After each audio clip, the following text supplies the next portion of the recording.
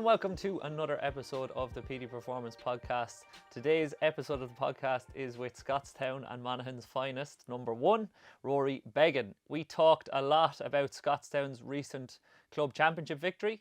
We also talked about his role in that as the goalkeeper and his role as a whole as a goalkeeper with Monaghan and with Scotstown. And then finally touched on the inter-county season, the upcoming season, and hopes for the future with Monaghan. A really good episode, guys. Really enjoyed putting this one together for you guys. So hopefully you enjoy it. And if you do enjoy it, please remember to like it, share it, and send it. Rory, welcome to the Petey Performance Podcast. We've had a good chat there off air. You're not fully recovered from the weekend yet, but you're on the mend, let's say. Yeah, I'm recovered from the party side of it, I suppose, but probably we would run down, just getting a bit under the weather with the flu or cold, but the whole partying's been out the window since Tuesday. We're actually on Tuesday night, so just a wee bit run down, a bit of a cold or flu, but usually get that this time of year anyway. So, especially after a 2-dayer and after a tough battle on Sunday as well, like it's a lot of stress on the system in one condensed period, so it's no wonder really that you're a little bit sick, isn't it? Yeah, look, you're going from one extreme to the other really, in the space of 48 hours, but just sort of enjoyed the 2 days, really good 2 days with the team, like, and then look, we've settled down now, we're getting our focus ready for an Ulster club tilt, and just getting back into the swing of training now. It's good to get a bit of routine back in the system. You know, when you lose it for a couple of days, your whole body's just all over the place, but yeah, just delighted to be on the right side of it now and getting back, and thankfully we have another competition now to enter. So, but it's not new for you. Like, that's 8 wins you have in the county championship through your career so far. People will be wondering, is the 8 still as sweet as the first, or does it differ at all? And then, can the session after the 8 be as big as maybe the first one was? Yeah, I remember speaking after the game to one of the reporters, and I did mention that this is near one of the sweetest ones, but I think that's just adrenaline after it, and it's just, you know, pure excitement and for what's coming ahead. But they do get sweet every year, because obviously the longer you go on and winning, the more you win, the people are thinking are you coming to the end very soon and stuff, and I think this is probably we're starting to get into the years now where people are starting to maybe tip other teams to win the championship, especially after losing last year, and we lost our first round this year. It's the first time, I think, since 2013 we'd lost back-to-back championship games. So,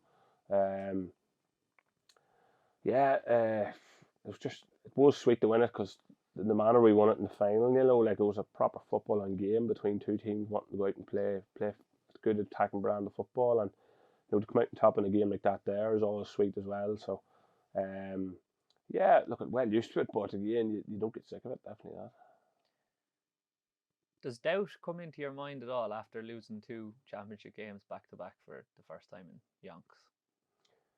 It might have 6-7 years ago, 8 years ago, when you were younger and maybe more inexperienced, but it never crept into us. We knew if losing the first game was always a possibility, because, you know, the championship happened 3-4 weeks after the county finished, maybe longer, but in fairness to David in the coaching setup, you know, he gave us that bit of a breather after a long season at Monaghan, and you know, he allowed us to go on a holiday or take a wee bit of a break, go out and let your hair down or whatever, and you know, we were coming back into that in a scheme game, the first game, like we mightn't have had 2 or 3 training sessions together, so it's very hard to integrate 1 or 2 players back in, but we were integrating 8, and we were in the back of finishing bottom of the league in the senior league, like, you know, and because we were missing throughout all the games, so to integrate all them boys back in, it's not as easy as people think, and we were deservedly beaten that day and in the scheme, but I think the way the championship panned out, we had 2 weeks to the next one, so we got a good few training sessions under the belt, and we won our next game by 20 points, and it sort of settled the nerves a wee bit then. It would. Yeah, it would, yeah, and but in fairness, I don't think there was any real doubt.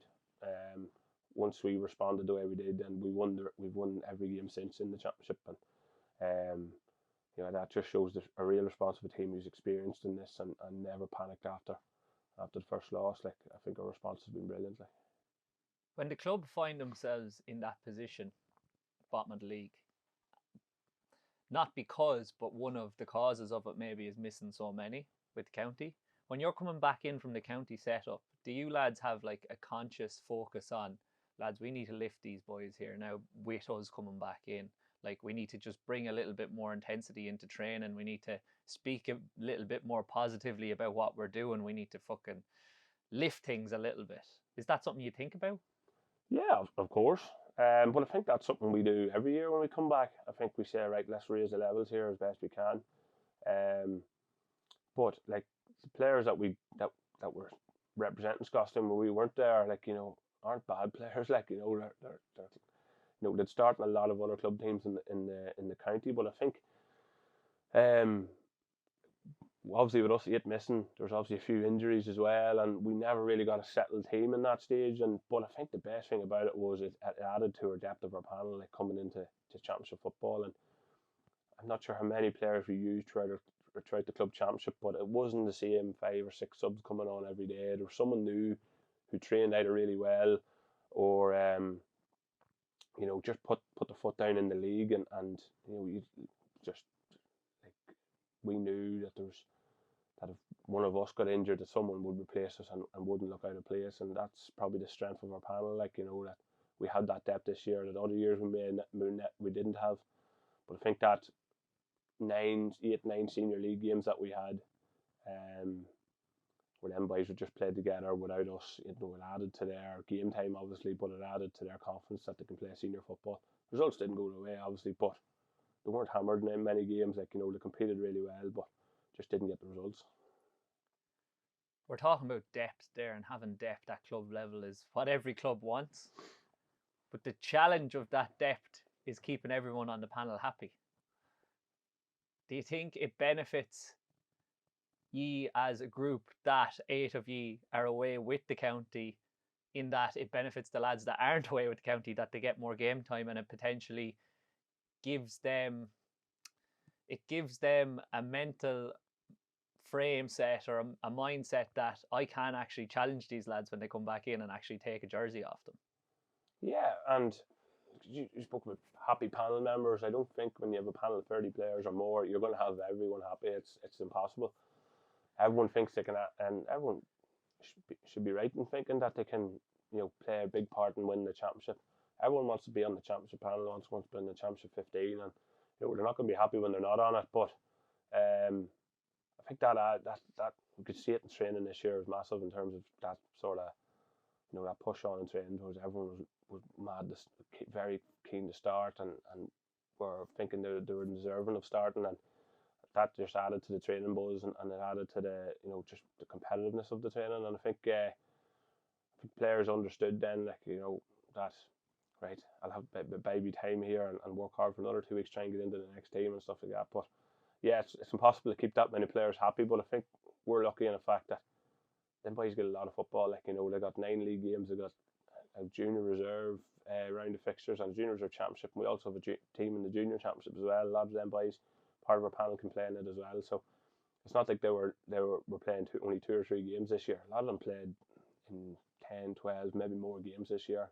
And you know, obviously everyone wants to be in that championship team, but it can't be the case whenever you have so many players fighting for the position. But it's impossible to keep them all happy, but it's not impossible to keep them all on their toes at least. And it sounds like there was very good management this year in that you said there was a different 5 lads coming off the bench all the time. So then lads aren't seeing the same 5 subs coming in all the time. So they're saying, look, even if I'm not starting here, there's a chance I have to come on and I have to do a job when I come on. So lads don't know what the story is going into the match day. So they know that there is a serious chance that they're going to be part of it regardless. Yeah, and as you said, that's just great management, like, you know. But I think it's easy management as well, because boys were putting their hands up. Like, it wasn't a case that he was favouring the boy here because this boy maybe had a one-to-one conversation and asked, you know, them boys trained well in training and they put their hands up. And if some man didn't train well in training, and this man was ahead in the pecking order, and that's how it's going to continue to be. And I think if a management rewards someone's work ethic and training, or how they did earlier on in the year, then, you know, he's a great chance of getting in. And you know, that's just a lesson to all 30 panel players. You know, if you're not playing well and some other guy who's sitting waiting to take your jersey, and he takes it, it's his jersey to lose. And I think that's the competitiveness that we have at the minute.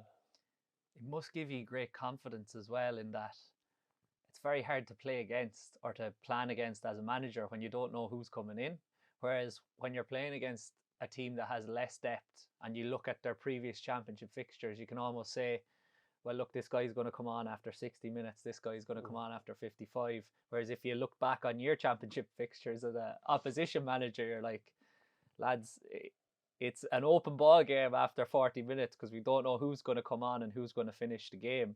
So we almost can't be focused on them so much. We need to just try and focus on ourselves. And that's potentially why you got a final where, as you said, you enjoyed playing in it and enjoyed winning it, with two teams going toe-to-toe playing attacking football, just trying to outscore each other.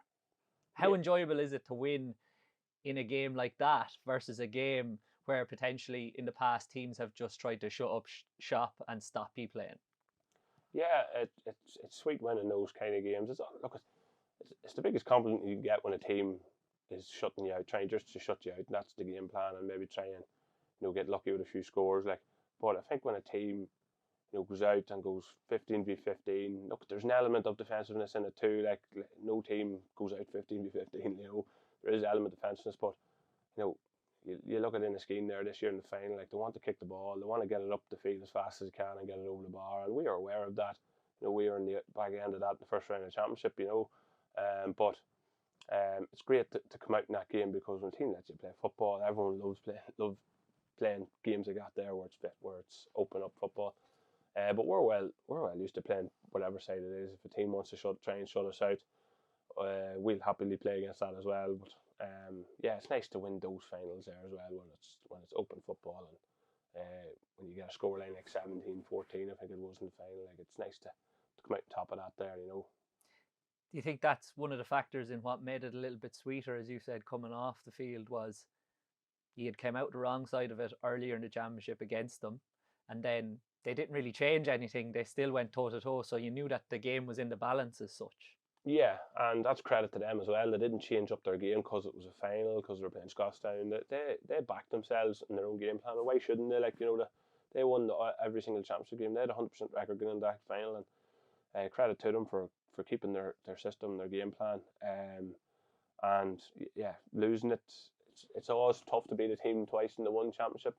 But in fairness, you know, they stood by their guns, and like, that game it was a tester. Like, it wasn't a case that, look, we felt in control for a lot of it, but there was times there where they had us pushed to the bin of our collar, like, as well. And but it was good credit from our lads. You know, we responded really well to any setbacks that came, and especially I think when we drew level in the second half, we pulled off and went 4 ahead again, and I think that was just a pure sign of experience in that final as well. And there will be listeners outside Monaghan to this, but anybody that hasn't even watched the highlights of that game, I'd recommend to watch it, because the standard of the scoring was out of this world. It was class. But you've said that the 8-1 is just as sweet as the other ones, and it's potentially because you know yourself and people are questioning how long you have left. You've maybe stepped into more of a leadership role with the club, definitely, potentially with County as well over the last few years. What are the types of things that you're saying to the younger lads in the group on the high stool on Monday Club about it? Are you saying savour these moments, lads, because you don't know how many you're going to get? Yeah, and look, I try, obviously when you're in the high stool on the Monday or whatever, you try not to bring football into it. Like, you just want to have the crack with your teammates. But yeah, you're telling them, look at this, you can potentially have this here for the next 5, 6, 7 years if you really put that work down. Like, you know, as I said, you look around at Darren Hughes or Donal Morgan or Kieran Hughes or Shane Carey and all these boys, they've worked seriously hard, and especially look at like the likes of Darren, even David, our manager, and Donal Morgan. Like, them boys been part of that panel in the times it was a barren period. Like, it was 93, it was the last county title we had before 2013. A lot of them boys played in that barren period, so you know, they really savoured it. They didn't, like, they were young lads coming into that group, and they had no success over that whole period, whereas now a lot of the younger players are coming in, and we're in a successful period at the minute, and it's going to be up to them to keep that whole thing going. Like, you know, we're not going to be signing off anytime shortly. But them boys are going to be, they're the foundation, and that's what our whole club ethos is about. Is bringing them boys in, or leaving that jersey behind when eventually it is left behind in a successful place, and hoping them boys, will carry that torch on. But like, we have successful teams coming through. Like, our minor teams have been very successful. Under 15 teams are successful.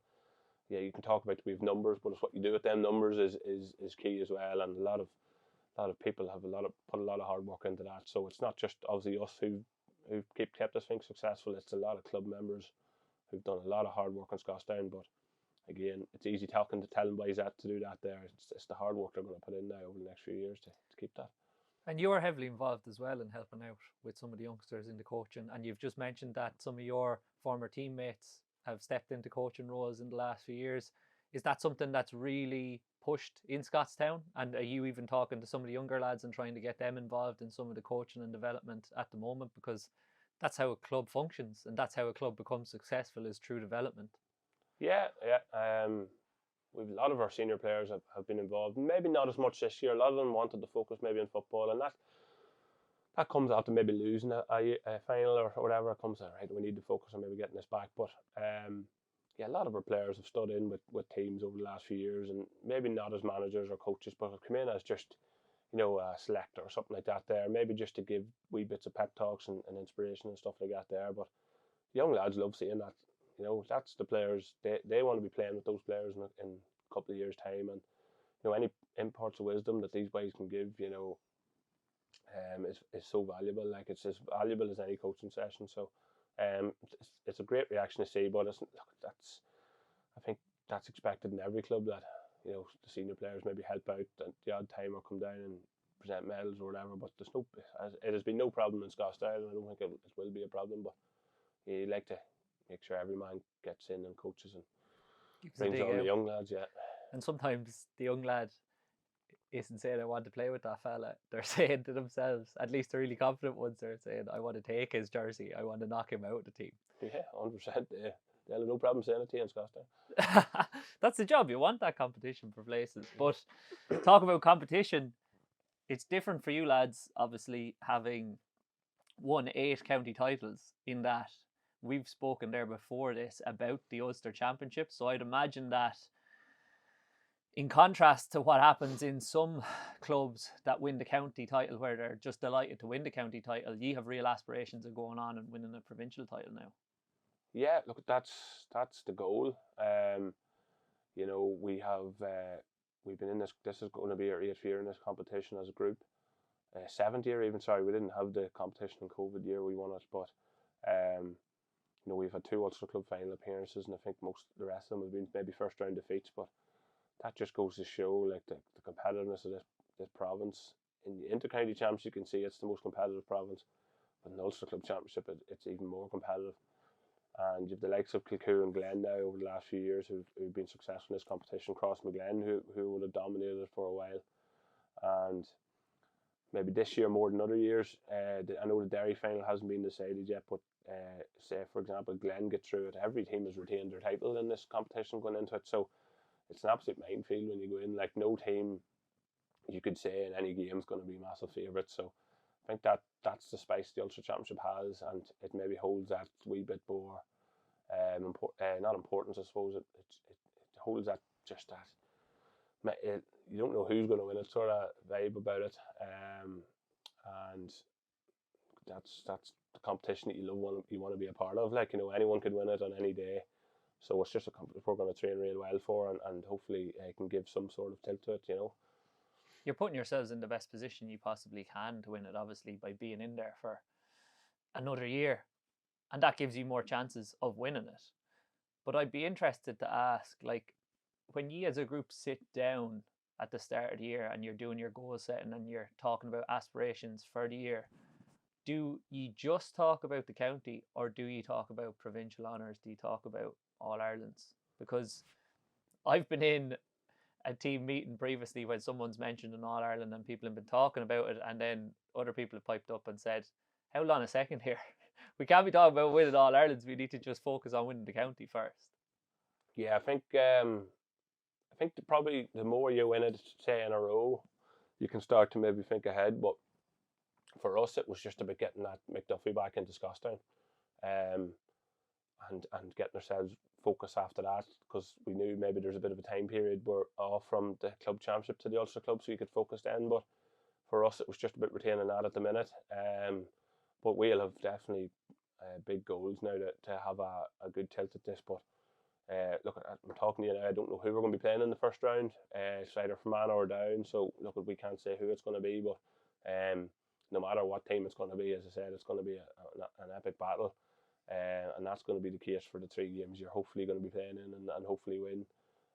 But no, it's not something that we spoke about at the start of the year. It was just really about retaining McDuffie and then focusing after that about what happens next. So people that haven't experienced the success of winning county championships and going competing in provincial championships won't know the difference between, say, prepping for a county championship knockout game or a provincial championship knockout game. So they'd be interested to know if anything actually changes week to week, or do you very much try to stick to your process that you have had for the whole county championship going into Ulster?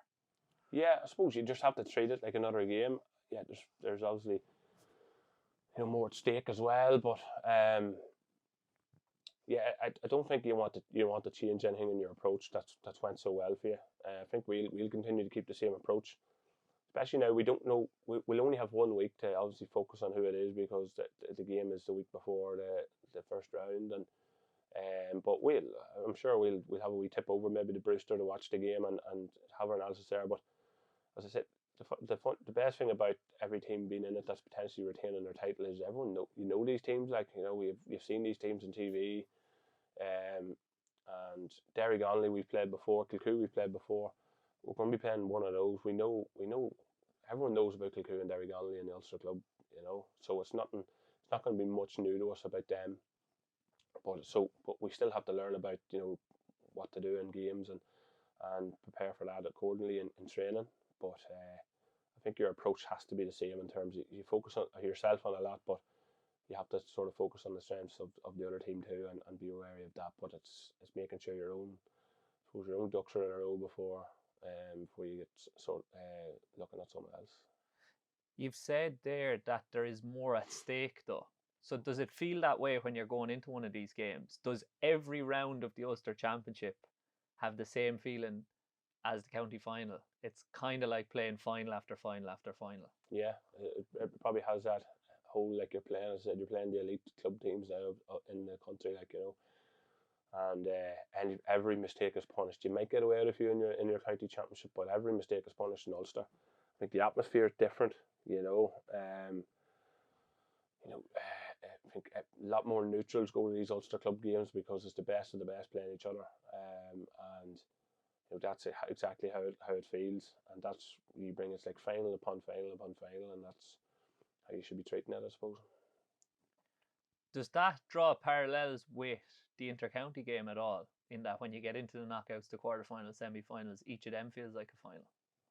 Yeah, I suppose especially in Ulster as well, because like it's probably not a foregone conclusion, and I suppose in maybe some other provinces at the moment, like you have to get through. Like you look at the draw this year, Monaghan will have to get through Cavan, then Tyrone, then Down or Derry or Donegal to get to an Ulster final alone, and you might look at another competition, where someone has to get through one game to maybe get into to a final. So it does especially the teams you play in Ulster.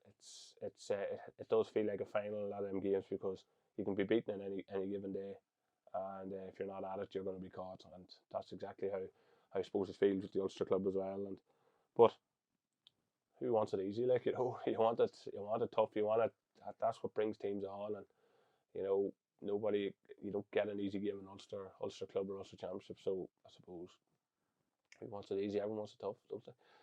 Yeah, well, you want to beat the best, don't you? Yeah. But one thing I find interesting about Ulster is the fact that you all know each other so well, even across county borders. Like, and potentially because you end up playing against each other so often, like you kind of socialize in the similar circles, a lot of you. So you would probably have players in other counties who you would get on with quite well. You would maybe consider even friends. Yeah, and that obviously adds to the spice of it, like, but you probably don't talk to them as much maybe during the season Yeah, than you would in the off obviously. season, obviously. But you do have that bit of a wouldn't say crack on the pitch, like, but yeah, there'll be a bit of slagging on the pitch and stuff like that there. I mightn't get it maybe as much of it because you're in the goals and stuff like that there, but obviously out the pitch there will be a lot more of that friendly crack going on. Yeah, it's So, all friendly, yeah, is it, Rory? all friendly, yeah. So yeah, that's it. Everyone's so close. A lot of players would maybe been in college together up in Jordanstown or St Mary's or Queens or wherever it was, and would know each other from there and whatever it is. But I suppose when it comes to football, you lose that sort of friend status for 60, 70 minutes, and after that you can chat if you're fit to chat. Yeah, if you're able to, or you haven't fell out over the course of the 70 minutes. We've touched on your age there, and I don't want to spend too much time going through your age because 31 in Monaghan is actually quite young. You're only coming into your prime, let's say. But you do potentially hold that leadership position in both club and county, but you'll probably say that not so much. I don't have to do that much because I have so many great leaders with me as well. How do you strike the balance between saying what needs to be said and saying enough and maybe stepping on toes and saying too much? Yeah, you took the words out of my mouth. Like, there's a lot of players in the group that are still there whenever I started that do a lot of that. And you probably feel there's no need to maybe add more conversation to it. I always say the best talking is doing it on the pitch. But yeah, if I feel there's something that needs to be said in terms of whether it's kickouts or whether it's something that I've seen in analysis, I'll say it. Like, but as I said, there's loads of players to do that there. I don't think a leader has to be that person who does a rousing speech or says this or says that. I think it's just someone who keeps standards set on the pitch, but backs it up themselves as well. And I suppose that's what that's good about that Monaghan team is,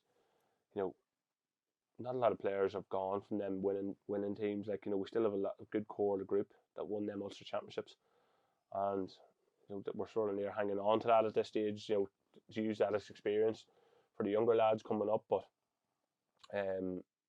so would you be more of the latter then, like what you said, just trying to lead by example rather than more vocal?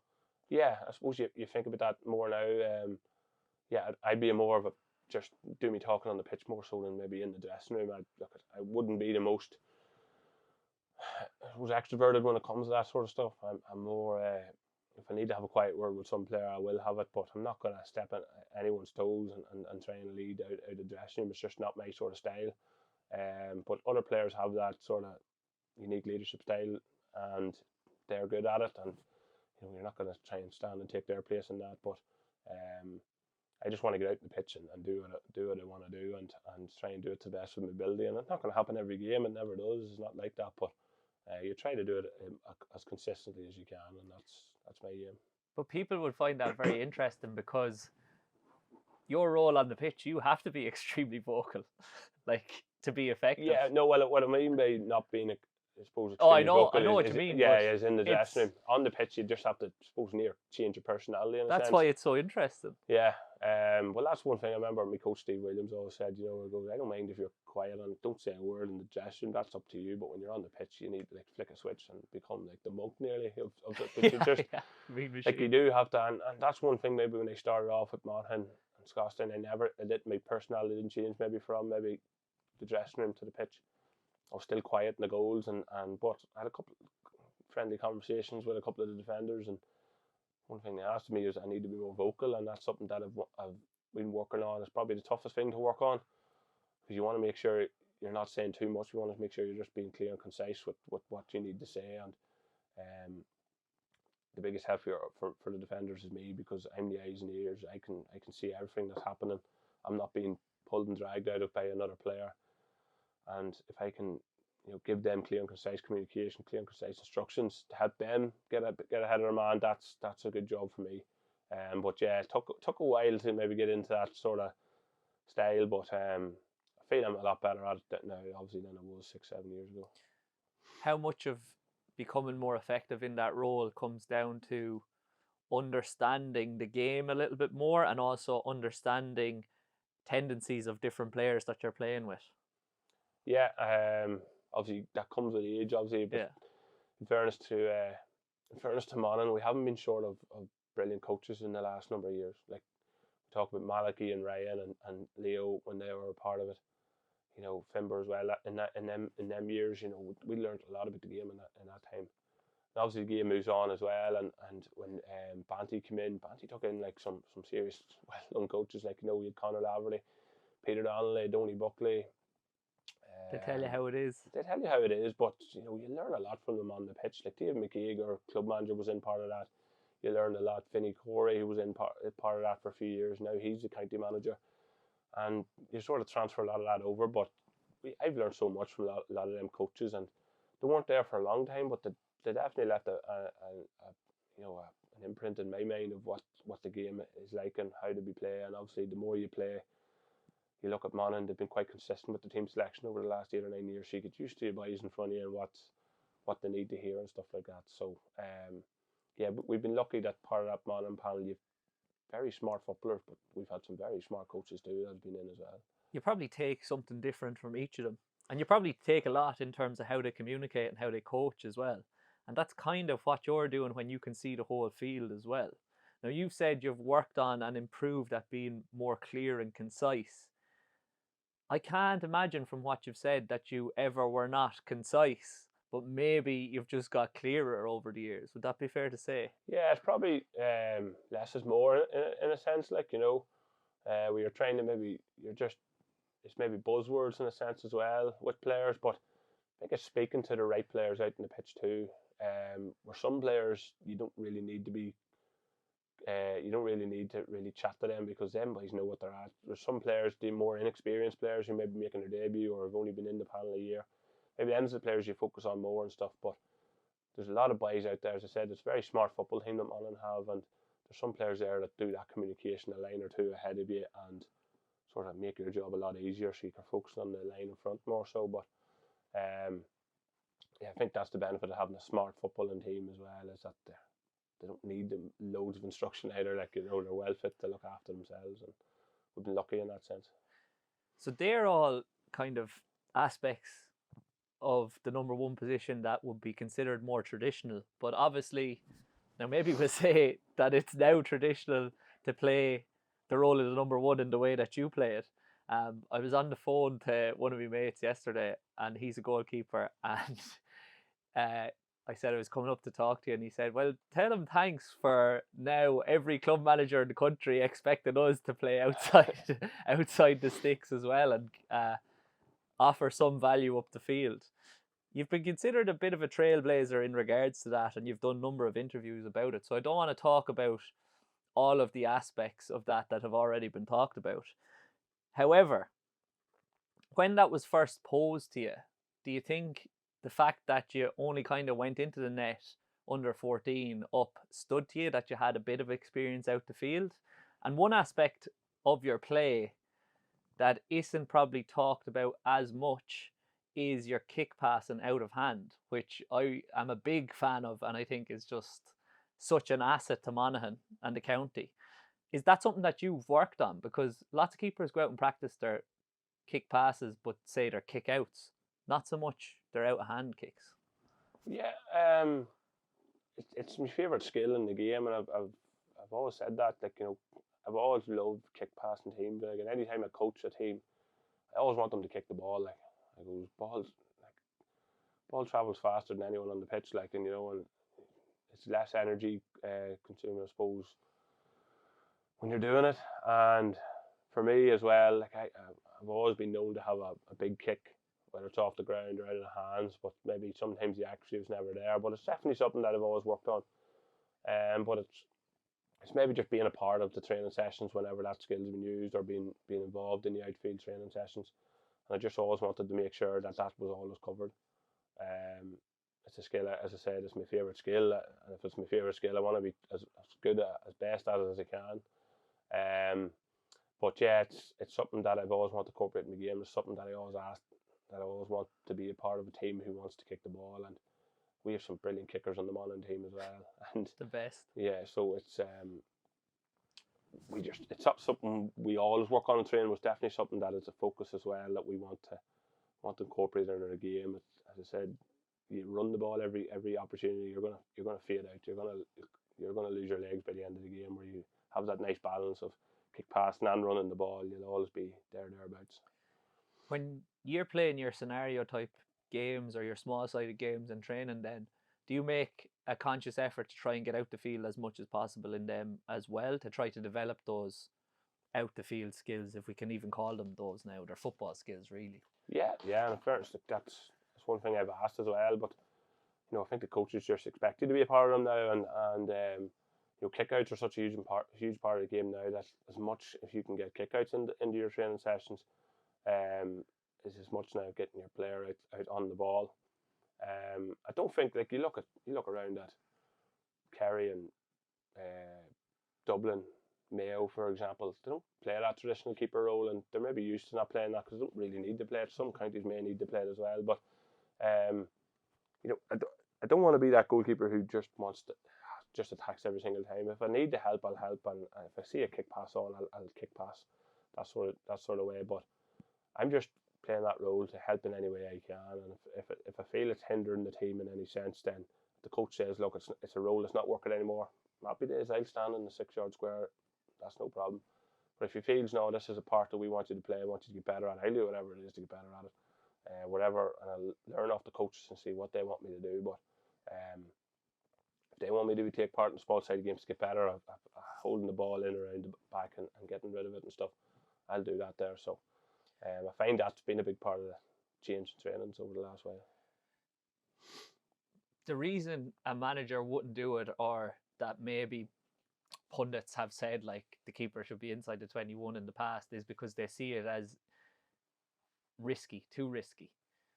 Now, it's risk versus reward, obviously. So the reward is that you get more mismatches and overlaps up the field, and you're able to offer value with your skill set up the field and help the team, basically.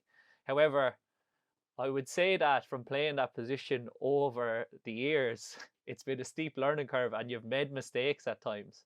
Can you remember the times that you have made those mistakes, and they probably stick into your head more than the times that it's gone right?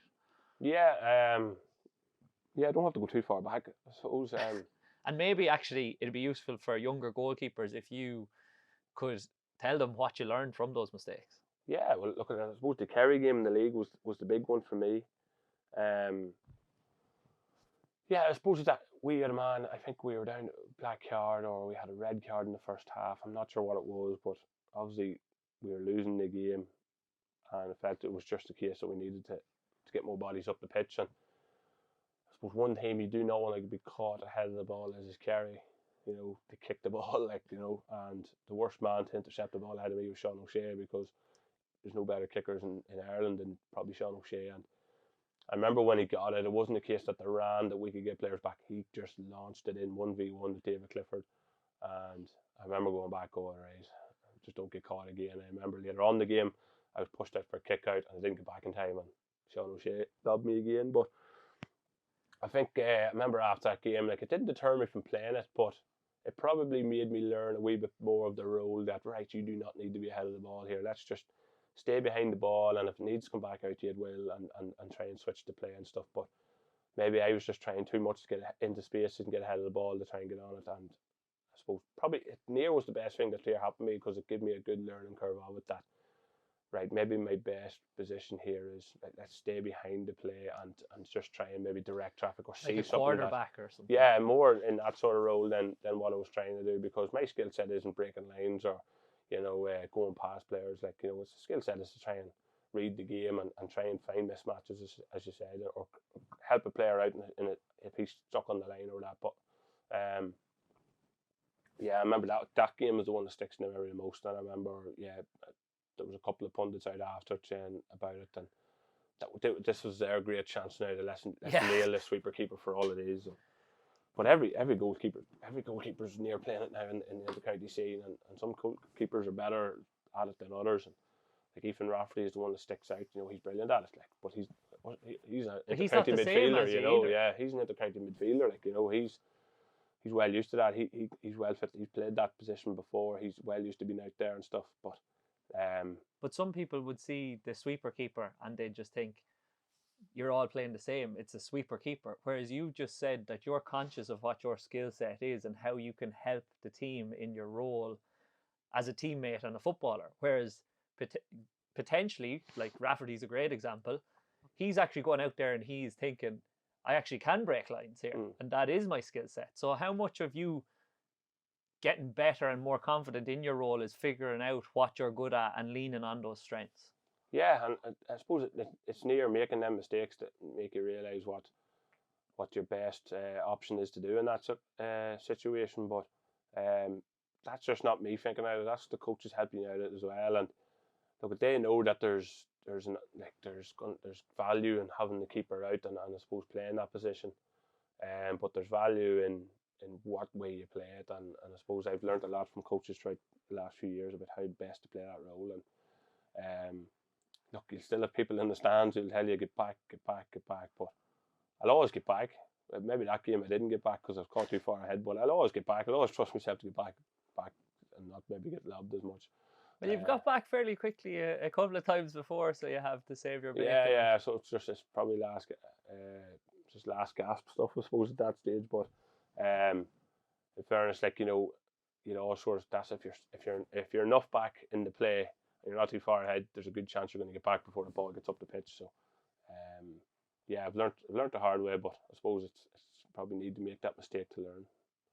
But there's so many aspects of your game to focus on going out, whereas some keepers are probably going into a game and they're just thinking, right, my kickouts need to be on point and I need to be a good shot stopper. When you go out, does it depend on the opposition, or do you have a hierarchy in terms of what you're thinking about as the major milestones or the basics of your game that you need to nail? So like obviously you have shot stopping, you have link and play, kick passing, you have kickouts, and you have free kicks as well. Do you just go out and play, or do you think intentionally about each of those? Well, to make sure every one of them is covered in the build up to a game. Like we work with the goalie coach. If we have to get out before all the other players is because you're being involved maybe in the main part of the session, can we get all this bits covered in the same session? And yeah, sometimes maybe, and it probably falls on my own, I maybe put shot stopping too far down the list in terms of priorities, and probably it was an area in my game then where I was told to improve. And I felt with Roland McGann coming in this year as goalie coach was something we focused on. We made sure that shot stopping was a big part of the training sessions, but we also made sure that kicking was a big part of those. I feel are probably near up there as the priority now. The other ones there, it's just about nailing them and being sharp with them. But I think shot stopping, high ball, kickouts are probably your three main areas to work on, and we worked on them a lot this year, and felt they went quite well. I felt like I was better at the shot stopping, better at the kickouts, and the high ball as well. So it's just about keeping on top of it and not forgetting about what you're there to do. You see a lot of counties or clubs even now are putting outfielders in nets, and we'll learn the hard way in terms of that. But yeah, I think nowadays it's important that all that stuff is nailed and there isn't a higher priority of something. To talk about higher priorities though, a lot of clubs, and probably through no fault because it is a massive part of the game now, but I've seen some teams train and 40% of their training sessions are kickouts. Do you think sometimes it's overemphasized and you do a little bit too much on them, or is it a case that you have to do it because it's such a massive part of the game? Yeah, I think you have to work on it. I think 40% is good. You think it's fair? Yeah, I think it's fair. Like you can always incorporate kickouts into any part of the training session, and it doesn't have to be the main focus, but it's just there that you've done it, you've made a move for it and stuff like that. Like, I'm not big on kick-out strategies. Like, I'm not big that we have to, like NFL plays. Like, I know they work on them a lot because that's the main part of the game. Kick-outs are not massive on strategies. Like, I think if you get the right player movement and stuff like that there, it'll figure it out itself. But I think it's just repetition on kick-outs, because what are you talking, like 25, 30 kickouts a game you may have, like, in any given day, like, and that's just your own, like what the opposition are having as well. So it's important how you're pressing that and how you're dealing with your teams pressing you. And you can lose a game in kickouts very, very, very quickly. If you're not winning your own, or you're being caught out and getting done on the other team's kick out. So I think 40% is a fair reflection of how it needs to be worked. In relation to the kick out then though, and I've heard you say that before, that you wouldn't really use a strategy as such, excuse me, you would just pick out players that are moving well off the ball. Do you think the strategy for a kick out or the set plays are used for two reasons? One, maybe the player movement isn't what it should be, and you could be lucky in that regard that you have good player movement from your back line, from your midfield. And two, potentially the fella that's kicking out the ball isn't as accurate as he should be. So you need to try and create space in some way. Yeah, look, there's a place for strategies, but I try not to use them as much because you go off instinct, kind of. You go off instinct as well, and you're going off your player movement. If your kick out strategy could mean that you need to hit this pocket or you need to hit that player could be gone off, and the new player mightn't be just fully aware of it. That pocket could be zoned out. Someone could just be standing there. So I think you need to go off instinct. But if you think, like as I said, you might lose a couple of kickouts in a row. The movement mightn't be there. Players might be gassed. As you said, the goalkeeper mightn't just be as accurate or might be as confident that you need to put these strategies in place. But there's no harm having 2 to 3 there in your locker. That's when you really need them. But I think most of the time when you don't need them, the other team's very hard to analyse, I suppose, and they don't pick up on obviously the strategies as much if you don't use them as much. And that's one thing I suppose you near get spiked with Scotstown and Monaghan is that the players want the ball, they want to get on it. And as I said, I'm only as good as the players who are moving in front of me, and as I said, I can be spiked at times. Like, yeah, but your passing and your kicking is obviously quite good as well. You have quite a unique style to kicking the ball off the ground. And we haven't touched on free kicks now. Do you change your process or change your style yourself consciously, or even your mindset going into a kick to kick a free versus kicking a kick out? Or is it very much, as you said, kind of going on instinct and just feeling how you're kicking and kicking through the ball? Yeah, I think kick outs, it's all a bit off the cuff. It's all about what's the best option, whereas frees is, which I always treat it, it's the same routine, like, wherever you're against the wind or with the wind or what side of the pitch you're on. It's just trying to keep that same method of what you do, and try not to go away from it, even when there is a couple of missed frees. I think you watch, as I say, I probably mentioned them already, Sean O'Shea or Dean Rock or these boys here who've kicked big frees in the past. It's the routine. He always says go back to your routine, and that routine is gonna probably got you scoring more frees than you've missed, and it's just it's pure practice and just pure confidence in your ability to kick them. Like, you've been asked to kick frees for your county and your club, and it's a big task, and there's obviously the difference of pressure frees and relaxed frees and stuff like that there. But if you go back to your routine and I suppose try and keep that process the same, it'll work out. Like, You've touched there on pressure frees and then relaxed frees, but you've also said the process stays the same.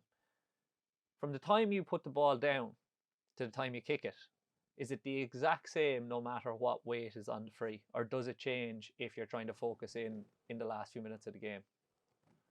No, not so much. As I said, I'd hate to change something up just for the magnitude of the free, I suppose. So what do you think in your head then when you put the ball down? Just hit the spot where you want to hit, like, try and pick a spot where you want to hit and hit it, And does that kind of anchor you to just kicking the ball over the bar, simplify it? Yeah, simplify it. When I was younger, I would have maybe built it up in my head and maybe went and missed an important free. Whereas now you have to treat them the same. Look, you could be 20 points up in a game and you put the free wide, but you could be point down with last kick and you put that free wide. What's the difference? I don't know. But people will say, oh, just because you missed the free in the last minute because the pressure got to you. But I could have missed that exact same free if we were 20 points up in a game. I just stick to the same routine, and if it goes wide, it goes wide. I didn't change up anything. I just maybe mishit it, or the wind got it, or whatever. But I probably would have changed more of my routine a lot when I was a younger player. Thinking, oh, I've missed 2 frees, I have to change it up. Whereas now I just try and keep it the same and get back on track with a few more consistent shots. But look, it's free kick. You can overcomplicate it too. It's a simple thing when you get it right. But that's the part of the game that people get wrong, I suppose, is we can all remember in our heads those significant frees in the final minutes of All Irelands like Dean Rock and Cluxton and Sean O'Shea, and you're thinking that they are thinking in their head, oh, I have to nail this one now, whereas you're saying that potentially not. You're probably just thinking, okay, kick the ball over the bar.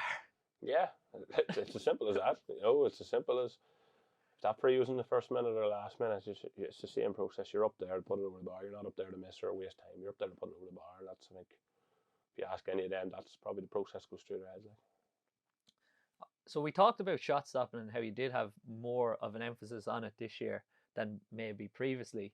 It obviously paid off in the Inter-County Championship in that you went to penalties. Having gone through that experience and saved crucial penalties, I wanted to ask you, what was your perception going into that game about penalties being used to decide a game? And has your perception changed after having won on penalties and getting through to the semi? Yeah, like I'm a big fan of the game finishing on the day, and that's nobody who likes to go back to replays. Obviously, if it's like an All Ireland final, you don't mind that. You don't want nobody wants to lose an All Ireland final on a penalty shootout. But for me, like I'm a big advocate of the game finishing there and then, like on the day. Like to think of going another week on for a quarter final or semi final, it wouldn't appeal to me. Like, but as a goalkeeper, you probably enjoy the penalty shootout more than maybe the takers because the pressure's not on you as much; it's on the penalty takers. So I don't mind the penalty shootouts. Now that's me saying it because I've never lost in a penalty shootout. For Monaghan we've only been in 2, and we won them. And for the club we've been in 2 and we won them. Like I don't think I've ever been in the one that we've lost. So come back to me and ask this question. Touch wood, yeah. Come back to me and ask this question when we've lost one. But yeah, it's not. I felt for your boy Cummins-Ski obviously after the game. It's not nice to go out and be the player who missed it. It's not nice to go out and penalty shootout because it's not an area of the game where you practice loads. It's if you go out losing a game deservedly by a point in normal time or extra time, that's fine. You live with it. Yeah, going out in penalties, obviously you're thinking, could I practice more of these throughout the year? But you don't think of it. You're constantly thinking of tackling, shooting, all that sort of stuff. Penalties don't really come into your head. You might mess about penalties, but you don't practice the actual pressure. And I suppose you can't replicate that scenario in training to what's kicking a penalty in front of in Croke Park and to get your team into a semi-final. You can't match that, and it'll probably only get better at it over time. Is it something that you practiced at all, though? Look, boys, penalty takers, you take them in a normal game, probably will pull them over in practice, and boys, as I said, might mess about, but no, we don't pull, we don't get a team together and do a penalty shootout and stuff like that there. As I said, it's a waste of time in a bit because it's not the same pressure. It's not the same pressure, and it's a completely different. The goals are a lot smaller and the keepers are a lot bigger whenever you're in a match compared to training. But I personally don't practice them in terms of saving them. Just you go off instinct really whenever it's in the match. So as I said, it's hard to replicate that as well when you're in training. So you go off instinct. You don't think about the opposition's penalty takers if they have had any penalties in the last few games and where they've gone with them. You kind of just look at the taker and you think, okay, he's going in this place. It's just got instinct for me really because it served you well so far. Served you, yeah, no, a bit, but it was only 2 penalties I saved out of 9 and that, That's all you have to save. Yeah, I suppose. But you're not going to be right in everyone, but you're going to save some. And I don't personally go back and watch other teams' penalties because, as I say, he's probably thinking that penalty taker's probably thinking I'm looking at this penalty, so he's probably thinking it might go the other way or whatever. You don't know what's going through a penalty taker's head. It's only what's going through your own. And if I feel he's going to go across the body or he's going to open up, I just go with that there and trust my gut. And if it's wrong, it's wrong. I'll trust my gut the next time again and see what happens. And see what happens. See what happens. Look, as I said, there's more pressure on the penalty taker than there is on the keeper. So it's good for you to know that as well, though, in your head going into the penalty. But obviously, as you said, it's easy to say once you've won it. But is the aspect of wanting it to finish on the day, knowing that, geez, I don't want to go out and play another game in a week's time and play another extra time potentially and then have to roll into a semi-final the following week, because that's going to be a serious advantage to whoever you're playing in the semi-final. If you've effectively played 3 matches really in 2 weeks leading into it. And I remember after that game thinking the intensity of extra time, I was like, I think the team that goes through here is going to struggle next week in the final quarter. And I don't think that was the cause of it, but I think it's a factor definitely in residual fatigue if you have to go to the well so many times throughout a season. Like, yeah, and as I said, look, I suppose I'm in a different were fresh. Systems towards what the ways right. I'm fresh thinking about this, that I don't want the game to go to maybe a replay. But I'm pretty sure the outfielders want that extra breaking into an All-Ireland semi-final against the Dubs. Like, that was the big thing. And I was confident getting into it. We were confident getting into the penalty shootout as well. Like with the penalty takers we had. Like, but speak to someone else, maybe an outfielder, about the prospect of penalties and stuff like that there. But for me, I'd be a big advocate of it finishing the day unless it was a final. Like, in a final, that's the main focus. Like, you're not focusing anywhere after that. That's it. And you don't mind going to replay because of the gravity or the brevity of it. Yeah. But now I know you're focused on club, so we're not going to touch on it for too long. But it's obviously a big aspiration of yours and of the group to go on and win an inter-county All-Ireland. And although you're 31 you're 31 now, aren't you? Yeah. Like, you're still not even close to the oldest in the group. Do you feel like there's a kind of a finite timeline on you and you need to kind of do it in the next couple of years if it's going to be this group?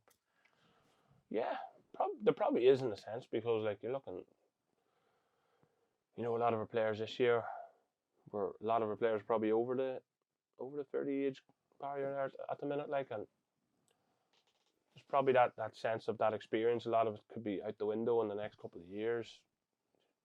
You'd want an All-Ireland by that stage maybe, but as I said, it's getting tougher and tougher to win one. There's more and more teams now feel that they can win it, and we're one of them teams, and we want to win trophies no matter what it is. All-Ireland's obviously the main one. It's the one where everyone wants to get to, but I suppose as you said, is there a finite timeline to win one? I'd say it has to be in the next couple of years. There's a possibility. I don't know. I couldn't really tell you right now what the timeline is really, what's going to happen. But I think it needs to be in the next few years anyway. We don't know who's going to be the next dominant team in the country, but for now there is probably 7-8 teams in the country now to feel they can win this All Ireland, and we're one of them. But it's going to be incredibly tough, But knowing that you're so close, and you've been so close for so long, and that there's a finite timeline, do you think that will change anything going into this coming season, or potentially the season after? I think it'll give us a sense of hope there that we're not that far away. People will pat us in the back because we were with Dublin for so long, but that was just a measure of Dublin, how they managed that bit of pressure coming into that last 10, and they just sort of pulled away. And that's where we need to get to. That level of ruthlessness that they showed in that period. I can say that you can say, oh, we're not that far away, but we have to back that up now. We can't just live in an All-Ireland semi-final. We won an All-Ireland semi-final. We got to an All-Ireland semi-final in 18. That was the first year we were back in it there. This year in 23, we can't have that break again. Like, we need to get back to that era. We need to get back to that semi-final this year and 1-2 steps further. That's the goal. But there's a lot of games since then. We're in the preliminary round of Ulster. We have a group stage then in the All-Ireland series, and then 2 or 3 games after that. There's a lot of games to be played now until that, and National League obviously as well. But and you have a club Ulster on your hands. Yeah, a club Ulster on our hands. Hopefully a good few games in it as well. So there's a lot of football to be played before that comes around. But yeah, it's a goal definitely in a county sense. It's definitely a goal of ours. Hope to happen very soon. And yours as well. Well, hopefully it does. But to finish, we're going to move on to the quickfire questions. So the first one is proudest achievement to date. Proudest achievement to date. I suppose the Ulster Championship with Monaghan and the club championship with Monaghan, we won it in 2013. That was the first time in a while that both Monaghan and Scotstown had won that championship, and to be a part of that team, to start in that team, be a part of it, was definitely a proud moment for me, family, and all that there sort of stuff. And you were only a chap as well, weren't you? I was 20, I think, at that stage. Yeah, we were a young cub at that stage now, but yeah, it was a proud moment now to be a part of them panels, like, because you just see the lift it had in the whole county, the whole lift it had in the whole community. The minors won, I remember that day before Monaghan, and then the seniors, like, it always hits more with your club as well. I always say it's more with your club when you win something for the first time, and the sheer relief it had in the whole community when we won that club championship as well. So I think that year in 2013 is definitely the best year I've had in Gaelic football, in terms of that burden off your back in terms of winning those championships. So yeah, that will go down as proudest now. Do you think you realise that more as you get older, given that when you're 20 and you win both, you think, oh sure, this is great, this is going to happen all the time? Yeah, sure. We've been in every county final since 2013 in Scotstown, and you get used to that sort of day. Whereas Ulster, the Ulster Championship, we were in Ulster finals 2013, 14 and 15. I remember as a young kid thinking, this is every year, like, we're playing in Clonus against, it happened to be Donegal that time for the 3 years. I go, is this going to happen every year? We had no Ulster final until 21, and it can go very easily flick away from you if you get too soft or whatever.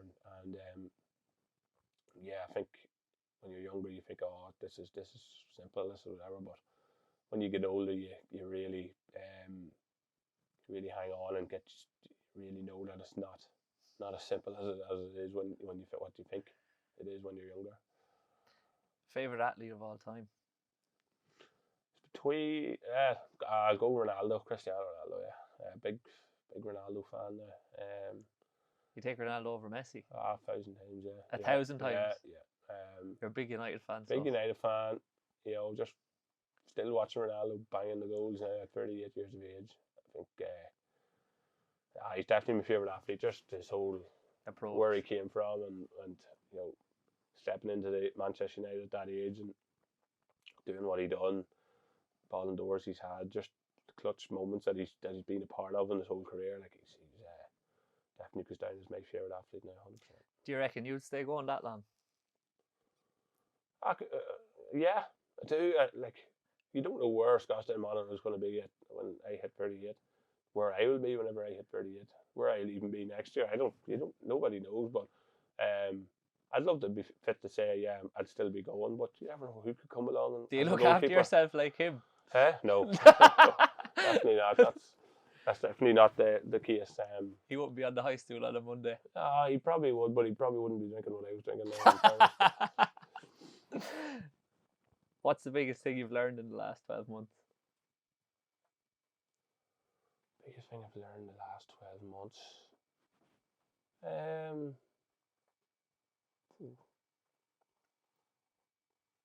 What about that question? Biggest thing I've learned in the last 12 months, I suppose, is look, there is more to life than football too. Like, football's a massive part of my life, and it's been a massive part of my life since I was 6 years of age. But there is more to it now. Like, you look at your career and everything, and when you get to the other side of 30, you have to get a lot of priorities in your life, and I think that's the big thing that has hit me now. A lot of my friend group now and all that there, all the stuff, we're all in different paths now than where we were 5 or 6 years ago. So one thing I've learned over the last 12 months, there's a lot more to life than football too. And when you think back to when you were 20 years of age, or even 15 or 16 years of age, you thought football was everything. Like, you thought it was the end of the world and all that sort of stuff. You get to my age now and it's not. Like, I remember after Dublin, you were devastated this year. 2 days later, you go riding back to the club and focusing on that. But it's a game of football at the end of the day. People stop talking about it 3 or 4 days down the line. Whereas you think when you lose, everybody's talking about it and they'll talk about it for the next 5 or 6 years. No, it's not everything. There's a lot more in your life than football now, and it's trying to get those priorities right too. What would you tell your 18-year-old self? Tell my 18-year-old self would be, look, do what you've done to get you to where you are now, but look after the off the field side of it. Maybe have a wee bit more emphasis in it, like your nutrition, mindset, and all that sort of stuff. Your career and all that. Have a maybe prioritize it as well. As I said, football was everything for me when I was younger, and I probably stayed on that path and focused on football far too much more than maybe me off field. And could have been a better player if I focused more. Maybe your nutrition and all that's there better than what it is. Yeah, definitely could have. But isn't it good that you have so many years to come?